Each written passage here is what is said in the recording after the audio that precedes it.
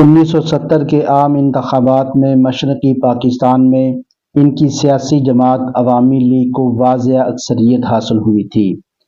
ان انتخابات میں اس جماعت نے قومی اسمبلی کی 162 میں سے 160 نشستوں پر اور صوبائی اسمبلی کی 300 میں سے 288 نشستوں پر کامیابی حاصل کی۔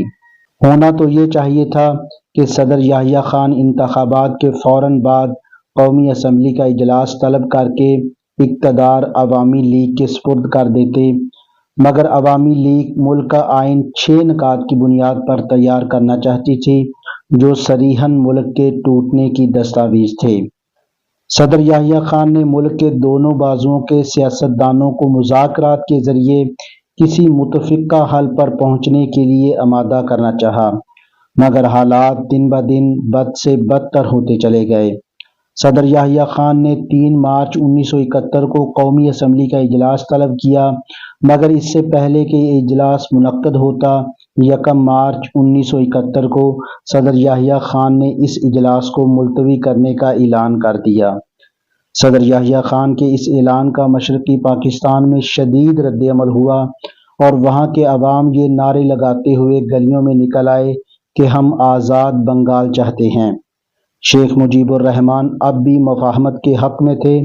انہوں نے مشرقی پاکستان میں متعین اعلیٰ فوجی حکام سے نہایت عاجزانہ انداز میں اپیل کی کہ حضور اب بھی وقت ہے، مجھے اجلاس کی نئی تاریخ لے دیجیے، میں اب بھی صورتحال پر قابو پا لوں گا۔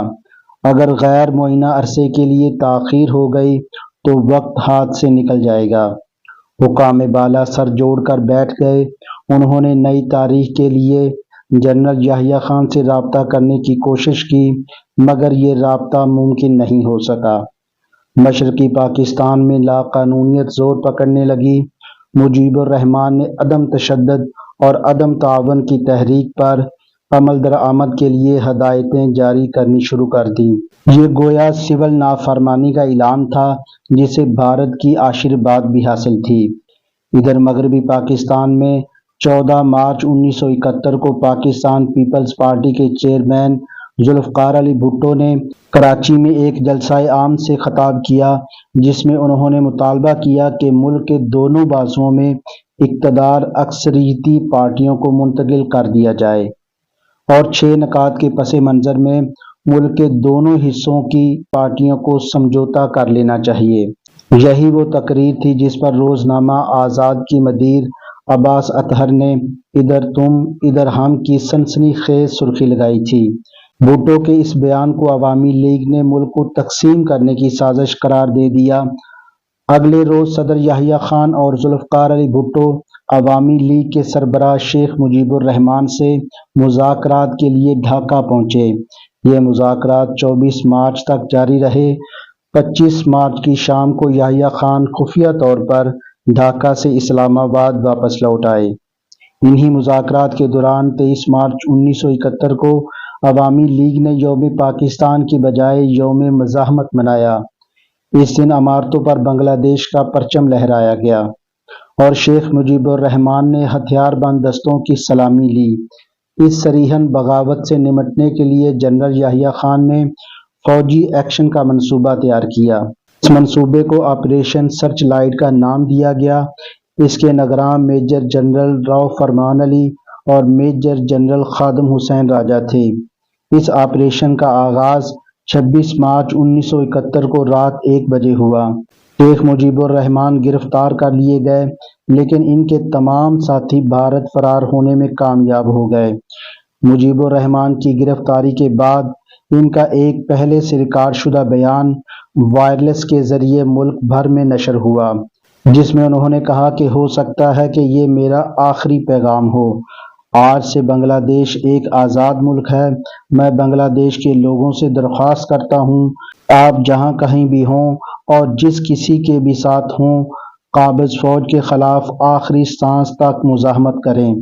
آپ کی جدوجہد اس وقت تک جاری رہنی چاہیے جب تک قابض پاکستانی فوج کا آخری سپاہی بنگلہ دیش سے بھگا نہیں دیا جاتا۔ آخری فتح ہماری ہوگی۔ عوامی لیگ کی اکثریتی تنظیم مکتی بہانی نے سربراہ کرنل عثمانی تھے۔ بھارتی اسلحہ کی طاقت اور تربیت کے زور پر پاکستانی فوج سے بھرپور مقابلہ کیا۔ ڈھاکہ تو ایک رات میں پرسکون ہو گیا، لیکن مشرقی پاکستان کے دوسرے شہروں چٹاگانگ، راجشاہی اور پبنا میں سخت مزاحمت کا سامنا کرنا پڑا۔ فوج کو ان تمام علاقوں میں امن قائم کرنے کے لیے سخت جدوجہد کرنی پڑی۔ اسی شام پاکستان پیپلز پارٹی کے چیئرمین ذوالفقار علی بھٹو ڈھاکہ سے کراچی پہنچے۔ کراچی پہنچ کر انہوں نے اپنے استقبال کے لیے آنے والوں سے مختصر خطاب کرتے ہوئے کہا، خدا کا شکر ہے پاکستان بچ گیا۔ پاکستانی فوج نے مجیب الرحمان کو ڈھاکہ چھاؤنی منتقل کر دیا۔ یہاں سے 3 دن کے بعد انہیں طیارے کے ذریعے قیدی کی حیثیت سے پاکستان بھیج دیا گیا۔ ادھر 10 اپریل کو ڈھاکہ میں قائم انقلابی حکومت تشکیل دیے جانے کا اعلان ہوا اور 17 اپریل کو اس انقلابی حکومت میں شامل افراد نے اپنے اپنے عہدے کا حلف اٹھا لیا۔ مجیب الرحمان کو صدر، نظر الاسلام کو قائم مقام صدر اور تاج الدین احمد کو وزیر اعظم منتخب کیا گیا۔ مارچ اور دسمبر کے اس دورانیے میں مجیب الرحمان مغربی پاکستان میں فیصل آباد اور میاں والی کی جیلوں میں قید رہے، جہاں ان پر خفیہ طور پر مقدمہ چلایا گیا۔ اس مقدمے میں مجیب الرحمان کو سزائے موت سنائی گئی۔ انتھونی میسکیرن باس نے اپنی کتاب بنگلہ دیش اے لیگسی آف بلڈ میں لکھا ہے کہ سقوط ڈھاکہ سے ایک دن قبل 15 دسمبر 1971 کو جنرل یحییٰ خان نے مجیب الرحمان کو پھانسی دینے کا فیصلہ کیا۔ اس فیصلے پر عمل درآمد کے لیے راولپنڈی سے ایک فوجی ٹیم میاں والی روانہ ہوئی، جہاں شیخ مجیب الرحمان دنیا کے حالات سے بے خبر قید کے دن کاٹ رہے تھے۔ ان کے کمرے کے سامنے ایک قبر بھی کھودی جا چکی تھی، مگر میاں والی جیل کے جیلر کی مزاحمت کی وجہ سے جنرل یحییٰ خان کے اس فیصلے پر عمل درآمد نہ ہو سکا۔ شیخ مجیب الرحمان جیلر کی اس مہربانی کو کبھی نہ بھول سکے۔ بنگلہ دیش واپسی کے بعد 1974 میں انہوں نے اس جیلر کو ڈھاکہ مدعو کیا اور اس کا استقبال ذاتی مہمان کے طور پر کیا۔ 16 دسمبر 1971 کو مشرقی پاکستان میں متعین پاکستانی فوج نے تاریخی ریس کورس گراؤنڈ میں بنگلہ دیش اور بھارت کی مشترکہ فوجی کمان کے سامنے ہتھیار ڈال دیے۔ بنگلہ دیش اب آزاد ملک بن چکا تھا۔ دنیا بھر کے آزادی پسند لوگوں نے پاکستانی حکمرانوں سے شیخ مجیب الرحمان کی حفاظت کا مطالبہ کیا۔ سقوط ڈھاکہ کے بعد 27 دسمبر کو جب باقی ماندہ پاکستان میں ذوالفقار علی بھٹو کی حکومت قائم ہو چکی تھی، بنگلہ دیشی حکومت نے مطالبہ کیا کہ شیخ مجیب الرحمان کو فوری اور غیر مشروط طور پر رہا کر دیا جائے۔ روس اور بھارت سمیت متعدد ممالک اور مختلف عالمی تنظیموں نے بھی مجیب الرحمان کی رہائی کا مطالبہ کیا۔ ان کا موقف تھا کہ پاکستان کو آزاد بنگلہ دیش کے صدر کو قید میں رکھنے کا کوئی حق نہیں ہے۔ ایسے میں ذوالفقار علی بھٹو اور مجیب الرحمان کے درمیان ملاقاتیں شروع ہوئیں۔ 3 جنوری 1972 کو صدر بھٹو نے کراچی میں ایک جلسہ عام سے خطاب کیا۔ اس خطاب کے آخر میں انہوں نے عوام سے رائے مانگی کہ کیا شیخ مجیب الرحمان کو غیر مشروط طور پر معاف کر دیا جائے۔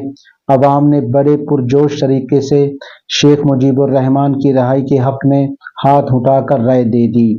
چند دن بعد 8 جنوری 1972 کو PIA کے ایک خصوصی طیارے کے ذریعے شیخ مجیب الرحمان کو لندن پہنچا دیا گیا۔ ان کے ساتھ عوامی لیگ کے رکن اسمبلی ڈاکٹر کمال حسین اور ان کے اہل خانہ بھی تھے۔ روانگی سے قبل شیخ مجیب الرحمان نے 4 گھنٹے تک صدر بھٹو سے بات چیت کی۔ اس ملاقات میں ڈاکٹر کمال حسین اور غلام مصطفیٰ خر بھی موجود تھے۔ لندن پہنچ کر شیخ مجیب الرحمان نے ایک پریس کانفرنس میں اعلان کیا کہ بنگلہ دیش ایک آزاد اور دنیا کی دوسری بڑی مسلم مملکت ہے۔ ہم پاکستان کے ساتھ نہیں رہ سکتے۔ انہوں نے کہا کہ پاکستان کے صدر بھٹو بنگلہ دیش اور پاکستان کے درمیان رابطہ رکھنا چاہتے ہیں، لیکن میں نے انہیں بتا دیا ہے کہ جب تک میں بنگلہ دیش پہنچ کر اپنی عوام سے نہیں مل لیتا، تب تک اس بارے میں کچھ نہیں کہہ سکتا۔ انہوں نے لندن میں برطانوی وزیر اعظم ایڈورڈ ہیتھ سے بھی ملاقات کی۔ ڈھاکہ واپس آتے ہوئے وہ دہلی میں رکے۔ ایئرپورٹ پر ان کا استقبال بھارتی صدر وی وی گری اور وزیر اعظم اندرا گاندھی نے کیا۔ 10 جنوری 1972 کو وہ ڈھاکہ پہنچے، جہاں ان کا ناقابل فراموش استقبال کیا گیا۔ ایئرپورٹ سے انہیں سیدھا ریس کورس گراؤنڈ لے جایا گیا، جہاں انہوں نے عوام کے ایک عظیم الشان اجتماع سے خطاب کیا۔ اس خطاب میں انہوں نے پاکستان سے تمام تعلقات ختم کرنے کا اعلان کر دیا اور 12 جنوری 1972 کو بنگلہ دیش کے وزیر اعظم کے عہدے کا حلف اٹھا لیا۔ بنگلہ دیش کی آزادی کے بعد شیخ مجیب الرحمان کی درخواست پر 12 مارچ 1972 کو ہندوستانی فوج نے ڈھاکہ چھوڑ دیا۔ آزادی کی پہلی سالگرہ پر انہوں نے آئین کے مسودے پر دستخط کیے اور 16 دسمبر 1973 کو بنگلہ دیش کا نیا آئین نافذ کر دیا گیا۔ 7 مارچ 1974 کو انہوں نے ملک میں اثر نو عام انتخابات منعقد کروائے، جن میں ان کی جماعت عوامی لیگ نے 300 نشستوں میں سے 293 پر کامیابی حاصل کی۔ 1974 میں پاکستان نے بنگلہ دیش کو تسلیم کر لیا اور اسی برس بنگلہ دیش اقوام متحدہ کا رکن بھی بن گیا۔ 1975 میں بنگلہ دیش میں صدارتی نظام نافذ کر دیا گیا اور مجیب الرحمان ملک کے صدر بن گئے۔ رفتہ رفتہ شیخ مجیب الرحمان کے قریبی اعضاء حکومت میں طاقت پکڑنے لگے۔ یہ اعضاء کچھ مرکزی وزارتوں پر بھی فائز کیے گئے۔ عوام کے لیے یہ صورتحال ناقابل برداشت تھی۔ انہوں نے آزادی اس لیے حاصل نہیں کی تھی کہ اس کے ثمرات ان تک نہ پہنچ سکیں۔ ایسے میں 15 اگست 1975 کی صبح بنگلہ دیش کی مسلح افواج کے کچھ افسران نے، جن کی قیادت میجر فاروق رحمان کر رہے تھے، صبح 5:15 بجے بنگلہ دیش کے صدر شیخ مجیب الرحمان کے قیام گاہ پر دھاوا بول دیا۔ وہ شیخ مجیب الرحمان کو گرفتار کرنا چاہتے تھے تاکہ بنگلہ دیش میں حکومت اور طرز حکومت کی تبدیلی کے حوالے سے کچھ اہم اعلانات کر سکیں، مگر شیخ مجیب الرحمان کی مزاحمت کی وجہ سے انہیں گولی چلانی پڑی اور نتیجے میں شیخ مجیب الرحمان قتل ہو گئے۔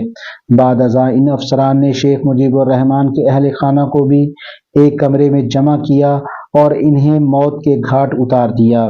شیخ مجیب کی صرف ایک بیٹی حسینہ واجد زندہ بچی، جو اس خونی انقلاب کے وقت بنگلہ دیش میں موجود نہیں تھیں۔